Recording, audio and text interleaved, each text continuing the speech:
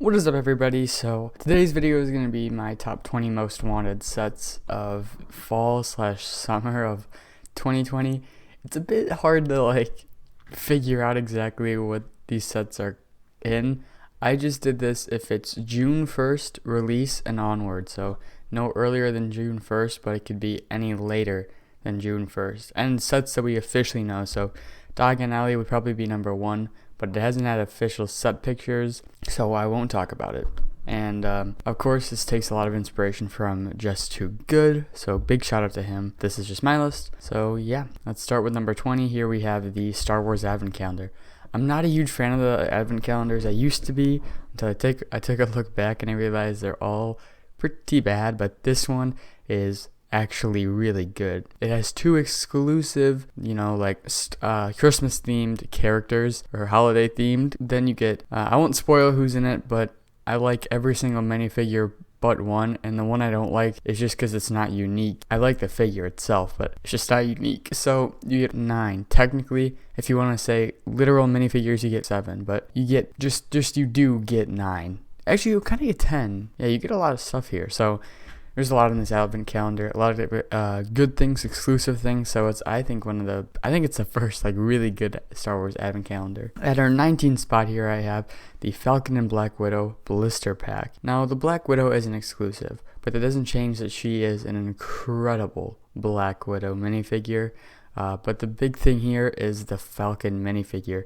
It's a combination of the MCU and the comics. You got the comics color scheme, but that really good detailed MCU look. So unlike that one we got back in 2013 or whatever, that was very simple. It was almost just no detailing, just red and white colors. This one has a lot of great detailing. It looks so good, and just swapping out the wings for those regular red flat wings, this is going to be the perfect just about Falcon minifigure for me. And then the AIM soldiers are always a fun addition, and it's also going to be fun to see how many of those I have once this is all said and done. At a number 18 spot here, one that may surprise you, we got the 501st Legion Clone Trooper Battle Pack. I just don't care that much. I don't think the prequels are good movies, and I grew up with both the prequels and the originals already out. I was born in 2005, so the prequels were done at that point. So yeah, I have no attention to the prequels at all. I never really watched the Clone Wars. I watched some of it, but I never really got super far into it before I started watching something else and got more hooked on that one. So I just don't have any attachment to these clone troopers, and it's just nothing that super draws me in. With that being said, though, it's still a really cool looking battle pack, and I do like the look of the 501st. So, I mean, yeah, it's pretty good. At number 17 spot here, we have the Beatles. So I'm a huge fan of the Beatles, and this is really cool. The reason it's not up higher is because of the price, and then the fact I'd probably want all 4 of them, because I don't really have a favorite Beatle. They all have their pros and cons, so I don't know which one I'd have up at what time. So yeah, number 17. Number 16 here we have the Supernatural Race Car. I just really like the look of this. I really like the minifigures too. All 3 of them knock it out of the park. I really like the regular looking dude, since he has a useful print, a useful hair and hat combo. And I really like the ghouls. I like their style, and I really like the one with those translucent wings and the blue going throughout. I just really like that color scheme. And the car itself is very nice looking in my opinion. I really like it. At number 15 here we have the Indominus Rex versus Ankylosaurus. It comes with a great selection of minifigures like all the main characters. You get 2 awesome dinosaurs, the Indominus Rex being the standout here. You get a really nice looking model behind them. I just really like it. It looks like it mixes play and looks really well, and it's something I'd probably actually display, which is always a positive of the set if I display the builds that come with it. At number 14 spot here we have the Man Armory. I'm a bit disappointed by this for sure. It probably should have included 2 armors and Tony Stark, and then just the armory itself, the extension itself, and then it could have been $20 instead of the $30 that it is. We would have gotten 2 exclusive Iron Man suits, Tony Stark. That's all you could want in a Hall of Armor pack, and but they had to throw in a non-exclusive Iron Man armor, only one exclusive Iron Man armor if you don't count the mini dude, 2 AIM soldiers, the hot rod car, and the random box with Tony's stuff. I mean, I don't know. I feel the reason it's so low is kind of the wasted potential part. On its own, though, it's actually a pretty good set. You do get 2 Iron Man suits, one not being exclusive, but I guess you still get 2. You get Tony Stark, and then you get a couple for people for him to fight. And at our number 13 spot here, we have the mobile bat base. I just really like the minifigures here. The build is very solid, but nothing that stands out. But what carries it are these incredible set of minifigures. You get an awesome Batman, an awesome Nightwing, this incredible Batgirl. You get an awesome Man-Bat rendition, Bronze Tiger, and a really good Mr. Freeze. And I do really like the concept of the mobile bat base on top of that, so I'm just a pretty big fan of this one. At a number 12 spot here, we have the Mystery Castle from the Hidden Side line. This is like the perfect version of the Monster Castle from who knows how long ago, but the Monster Spider line. I think that was about 2012. This is like the ideal version of that. It has an incredible telescope, like tower, astronomy tower, you could say, I guess, in a tan color that stands out from the normal gray. Everything else looks beautiful. That middle section of the castle with like the, glass windows, and oh my gosh, it looks incredible with the little tower on the side, and then you got the gate around it. It is just like the perfect version of that castle. Not to mention the incredible minifigure set. The ghouls all look incredible once again, especially the dude with that crazy like blue and black smoke beneath him. You get that guy again, you get an awesome like girl. I don't know, it's just a very solid set, and it really surprised me. I hadn't even heard about this one before I was looking through the set releases. So great set. In our number 11 spot here, we have the Armored Assault Tank, the AAT. I just really like the build, and all the minifigures are awesome. I love the Ahsoka Trooper so much with that orange helmet. Ahsoka herself is just incredible, and then the droids that come here are awesome with their unique prints. I think they're unique, or they're unique anyway because the average droid does not have them. Very cool set. In the number 10 spot here, halfway through the list, we have Harry Potter CMF Series 2. I love every minifigure from this series. Seriously, I love them. And, some are more standout than other, but I would take any of them. That's why I'm excited to buy the blind bags, or some of them at least, because it's just going to be like, no matter what I get, it's going to be great. And it's just going to be fun to get the blind bag. So, the only one isn't exceptional is Harry, but usually you get like 2 duds, 3 duds in a series. This one, in my opinion, has maybe 1, but I still do enjoy the Harry with those shoe printing. You got the belt, I really do enjoy it, and you got his accessory. So, Series 2 Harry Potter really knocked it out of the park for me. Number 9 here, we have the pirate ship from the Creator line.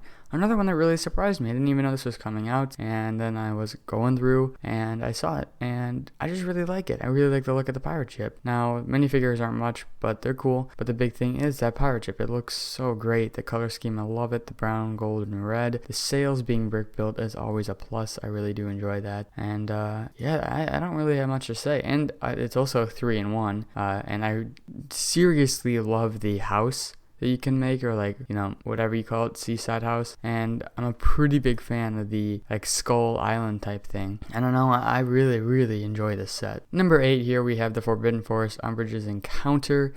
This comes out a lot in my videos. If you know my name on my channel, it's the Minifig Guru.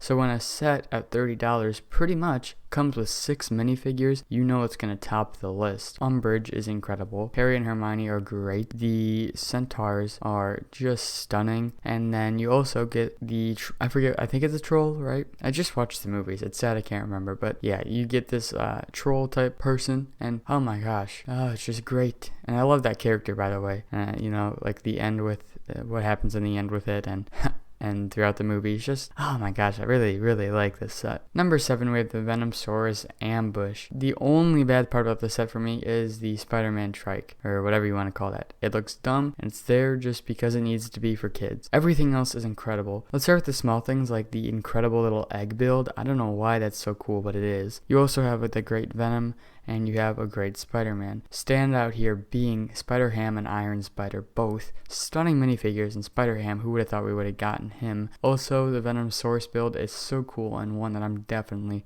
going to display when I get this set. At number 6 spot here, we have the Avengers Helicarrier. Starting with this set, it's solid for sure. Now, I don't know what else they could have done with it, so I give props to them for creating a reasonably sized play scale helicarrier for, instead of the only one being that $350 one, it's like $400 now on the aftermarket. But the big thing here is the minifigures. I mean, the War Machine is stunning. The AIM Soldier, great addition. Nick Fury isn't unique, but love this incredible minifigure. Thor incredible minifigure, and Iron Man incredible minifigure. Not unique but to the set, but still incredible minifigures nonetheless. And then that Captain Marvel is just great. With, you get the helmet and hair, and you also get the hair, and I just love it all. This set is so cool, and I can't wait to get it. Number 5 here, we have the Privet Drive. 4 Privet Drive sets. I don't know what it is about this set. First off, the house is just great looking. It really represents it well, and I love how they do the shingles. It really looks like a New England style house, but you also see 4 Privet Drive in it. You have the windows boarded up, and on top of that, the interior is just incredible with a bunch of little Easter eggs and, things going on that pertain to both Sorcerer's Stone and Chamber of Secrets. The car is also incredible. It's such a big upgrade from the last one we got back in the the Hogwarts train back in 2010 or 11. I have that one, and on top of being an outdated model, it just is kind of yellowing for me. The white is becoming a bit more yellow, so it's going to be great to get a new car. Also, all the minifigures are stunning. You get the Dursleys, like, they're perfect. They all represent who they're supposed to represent perfectly, and it's the first time getting 2 of them, and even Vernon. I don't even count the first one we got because you can't even tell who it's supposed to be if nobody told you.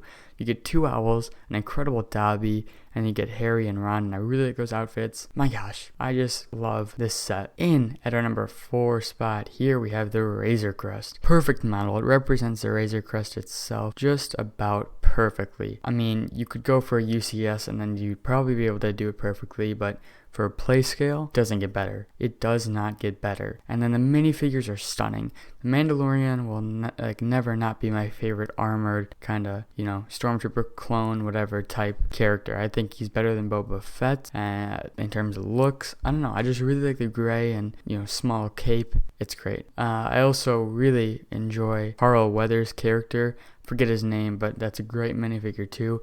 Baby Yoda is obviously the big thing here. They did him so well.